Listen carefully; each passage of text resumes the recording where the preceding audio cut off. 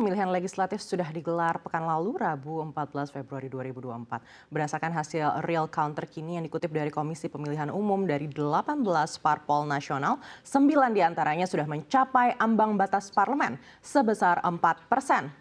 Hingga jam 8 pagi waktu Indonesia Barat, sudah ada 57,97% suara masuk untuk Pileg DPR RI. Hasilnya Partai-Partai Demokrasi Indonesia Perjuangan atau PDIP unggul di perhitungan asli data TPS atau real count.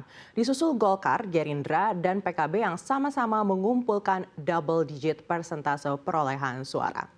Adapun sejumlah partai gagal masuk ke Gedung Senayan jika melihat data perolehan suara sementara yang telah direkapitulasi oleh KPU seperti PSI, Perindo, Gelora, dan Hanura. Suara yang dihitung oleh KPU ini berasal dari 204 juta lebih pemilih yang telah menentukan pilihan di 38 provinsi, 514 kabupaten atau kota, 7.277 kecamatan, 83.771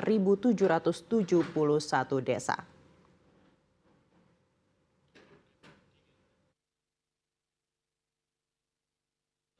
Kita beralih ke informasi berikutnya. Komisi Pemilihan Umum masih terus melakukan rekapitulasi suara hasil pemilihan umum 2024. Sesuai jadwal yang ditetapkan, rekapitulasi suara dilakukan mulai dari 15 Februari hingga 20 Maret 2024.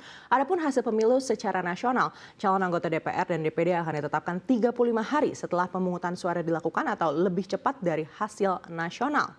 Lantaran KPU menetapkan hasil pemilu secara nasional dan hasil perolehan suara paling lambat 35 hari setelah pemungutan suara. Ini berarti penetapannya setelah KPU Provinsi yang menetapkan hasil perolehan suara partai politik untuk calon anggota DPD Provinsi paling lambat 25 hari setelah pemungutan suara, serta KPU Kabupaten Kota paling lambat 20 hari setelah hari pemungutan suara. Jadi kemungkinan baru pertengahan bulan Maret mendatang kita bisa mengetahui siapa yang ditetapkan sebagai Presiden dan Wakil Presiden Indonesia untuk periode 5 tahun ke depan, termasuk juga para calon anggota DPR serta lembaga lainnya.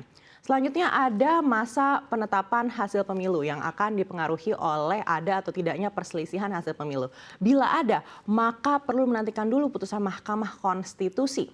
Kemudian masa pengucapan sumpah atau janji pada Oktober 2024.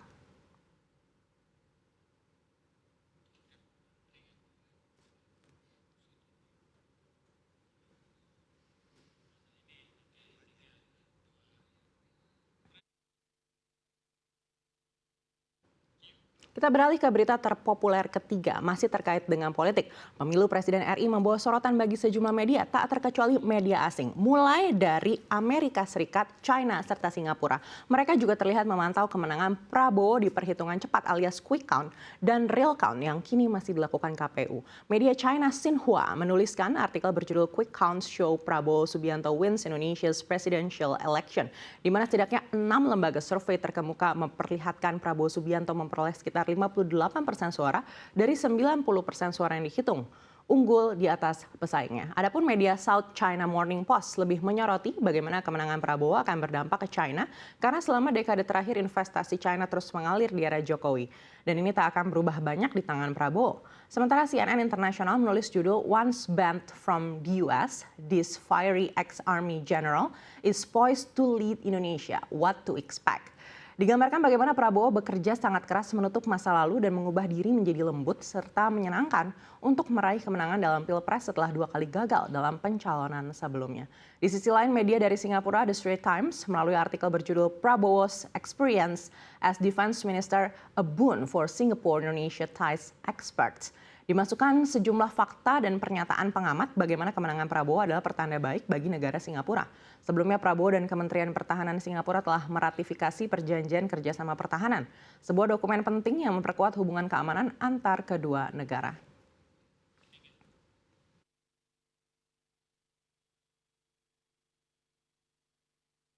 Kita beralih ke informasi mancanegara, kondisi di Myanmar masih terus membara. Terbaru pasukan milisi mulai berhasil merebut beberapa fasilitas militer yang dikuasai rezim junta, mendorong beberapa pasukan dan personel untuk menyerah.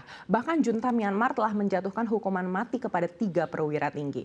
Dalam laporan AFP, 3 perwira tinggi itu telah menyerah kepada pejuang etnis minoritas bulan lalu di sebuah kota strategis di perbatasan China. Penyerahan tersebut merupakan salah satu kerugian terbesar bagi militer dalam beberapa dekade dan memicu kritik lebih lanjut terhadap kepemimpinan junta oleh para pendukungnya. Setelah penyerahan, para perwira dan pasukannya diizinkan meninggalkan daerah tersebut oleh aliansi milisi etnis.